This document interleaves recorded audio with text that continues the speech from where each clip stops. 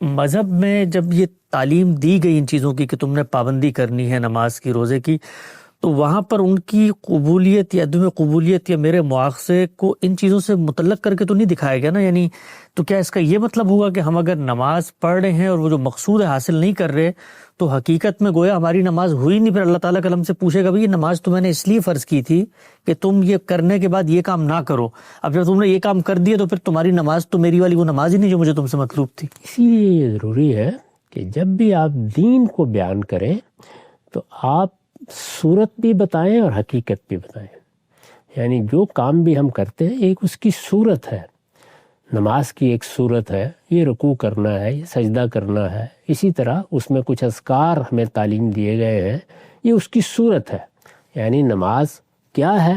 ظاہر ہے کچھ ارکان کا نام ہے، اس میں کچھ اعمال ہیں، کچھ اذکار ہیں، یہ اس کی صورت بن گئی۔ اس کی حقیقت کیا ہے؟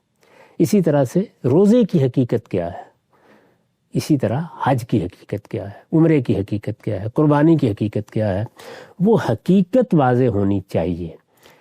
قربانی کے بارے میں یہ دیکھیے کہ حقیقت کی طرف قرآن مجید نے کس خوبصورت اسلوب میں توجہ دلائی ہے۔ لن ینال اللہ لحومھا ولا دماؤھا ولکن ینالہ التقوی منکم۔ یعنی یہ تم نے ابھی ایک جانور ذبح کیا، تمہارا کیا خیال ہے کہ اللہ تعالیٰ کو اس کا گوشت چاہیے تھا؟ اللہ تعالیٰ کو اس کا خون چاہیے تھا؟ اللہ کو تو اس میں سے کچھ بھی نہیں چاہیے۔ یہ تو حقیقت میں تمہارے اندر تقوی پیدا کرنے کا ایک ذریعہ تھا۔ وہ تقوی کہاں ہے؟ یعنی وہ تو سامنے نہیں آیا۔ وہ تقوی کیا ہے؟ وہ یہ ہے کہ میں اللہ کا ہوں، اللہ نے میرا مال، میری جان مجھ سے خرید لی ہے، لہٰذا شیطان کے خلاف مجھے جس مارکے میں ڈال دیا گیا ہے، جس جنگ میں ڈالا گیا ہے، اس میں میں اللہ کے لیے اپنا سب کچھ نذر کرنے کے لیے تیار ہوں۔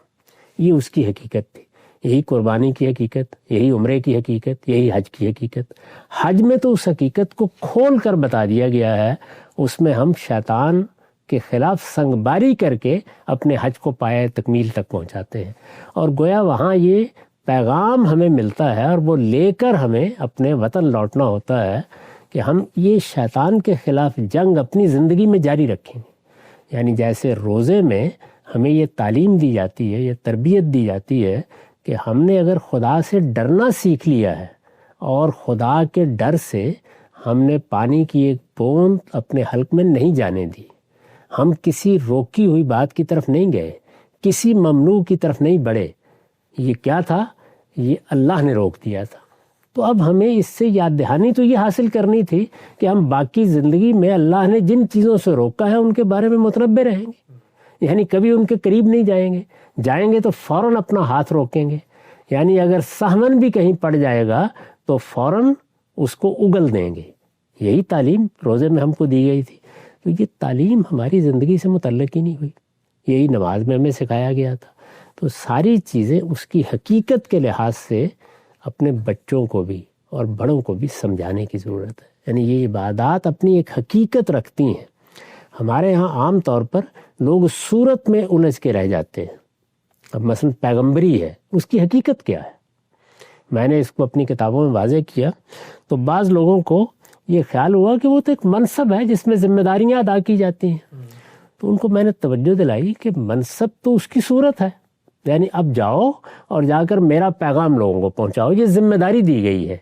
اس کے اندر جو حقیقت کار فرما ہے وہ تو مخاطبہ الہی ہے، یعنی اللہ نے ایک بندے کو یہ شرف بخش دیا ہے کہ میں تم سے بات کر رہا ہوں، اور بات کر رہا ہوں تو کس لیے بات کر رہا ہوں؟ یہ مقصد تھا اس کا، جاؤ لوگوں کو جا کر یہ تلقین کرو۔ تو نبوت کی حقیقت بھی آپ کو سمجھنی ہے، اس کی صورت بھی آپ کو جاننی ہے۔ اسی طرح شہادت ہے، ہمیں ایک ذمہ داری دی گئی ہے کہ ہم لوگوں کے اوپر دین کی گواہی دیں۔ تو دین کی گواہی دینا ایک عمل ہے جو ہم نے کرنا ہے، لیکن اس کی حقیقت کیا ہے؟ اس کی حقیقت یہ ہے کہ ہمارے پورے وجود سے وہ شہادت لوگوں کے سامنے ہے، یعنی ہم فی الواقع اپنے وجود میں گواہ بن جائیں۔ یہ محض زبان سے اشہد ان لا الہ الا اللہ کہنے کا عمل نہ ہو، بلکہ وجود اس بات کی شہادت دے کہ ہم اللہ کے سوا کسی کے بندے نہیں ہیں، اور ہمارا تنہا معبود وہی ہے، وہی ہمارا مالک ہے، وہی ہمارا بادشاہ ہے، وہی ہمارا الہ ہے۔ یہ شہادت ہمیں دینی تھی۔ تو ہر چیز کی حقیقت اگر آپ سامنے نہیں رکھیں گے تو اس کا نتیجہ وہی نکلے گا جو ہم مسلمانوں کی زندگی میں نکلتا ہے کہ وہ اگر مذہبی ہوتے ہیں تو مذہبی ہونے کے بعد بھی ان کے ہاں وہ چیزیں پیدا نہیں ہوتی بدقسمتی سے جو ان عبادات کا یا ان مذہبیات کا مقصود تھی. تو مذہب کا ہماری زندگی سے تعلق قائم نہیں ہوتا، اور جب وہ ہماری زندگی سے یہاں متعلق نہیں ہوتا تو آخرت میں پھر نتیجہ خیز بھی نہیں ہوتا. ٹھیک.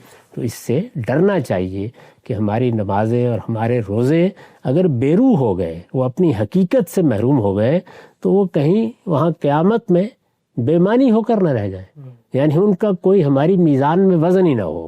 روزے سے، نماز سے یہ سبق حاصل کرنے کے لیے شب و روز انسان کو متنبہ رہنا چاہیے. جب آپ نماز کے لیے نکلیں، جب آپ نماز سے واپس آئیں تو ایک مرتبہ ضرور اپنے آپ کو روکیں اور روک کر توجہ دلائیں کہ میں یہ کیا کر کے آیا ہوں. میں اپنے رب کو یاد کر کے آیا ہوں، مجھے اس یاد دہانی کو قائم رکھنا ہے. اور اب باقی زندگی میں بھی اگر مجھے کسی موقع کے اوپر کوئی مسئلہ پیش آئے گا تو میں اپنے رب کو یاد کروں گا اور دیکھوں گا کہ اس مسئلے میں اس کی ہدایت کیا ہے، اس کی رہنمائی کیا ہے، وہاں مجھے کیا رویہ اختیار کرنا ہے. تو اگر خدا کو آپ نمازوں کے وقفے میں یاد رکھیں گے تو پھر تو مقصد پورا ہو گیا. اور اگر وہاں جا کے آپ نے چند آیات پڑھ لی یا چند دعائیں کر لیں تو اس کا مطلب یہ ہے کہ آپ نے ایک رسم پوری کی ہے، آپ اس کی حقیقت سے واقف نہیں.